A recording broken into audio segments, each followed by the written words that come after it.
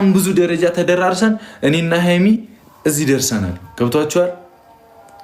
እንዴት እንደምወዳት እኔም አውቃለሁ፣ እሷም ታውቃለች፣ ልቦና ያውቃል። የሚደረገው ነገር ዝም ብሎ ክፍት ክፍት ያደርጋታል እንጂ እንተያያታለን። ምን ታመጣላችሁ እናንተ? እኔ እኮ ሁሉ ጊዜ ዝም ምላችሁ እኔ ስለምወዳችሁ ስለምታሳዝኑኝ ነው። እና በቀሪ በከንቱ ካላልኩ አላችሁ ለቀኳችሁ አላችሁ።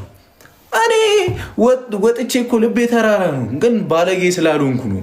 ወጥቼ ምንም አታመጡም ማለት እኮ እችላለሁ፣ ግን እና ታሳዝኑኛላችሁ። ሰው መግቢያው ላይ እንደሰማችሁ እንዳዳመጣችሁ ብሩኬ አስገራሚ ንግግር ተናግረዋል ማለት ነው።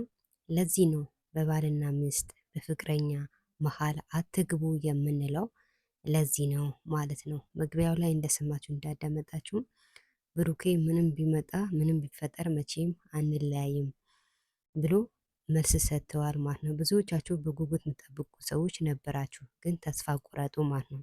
አሁንም አትረዱም እንዴ? መረዳት አለባችሁ። እንግዲህ ብሩኬ ምን እንዳለ ሰምታችኋል ማለት ነው። እና እውነት መስሏችሁ ደስ ያላችሁ ሰዎች እውነት እንዳይመስላችሁ ውሸት ነው። ሀይሚና ብሩኬ መቼም አይለያዩም ማለት ነው።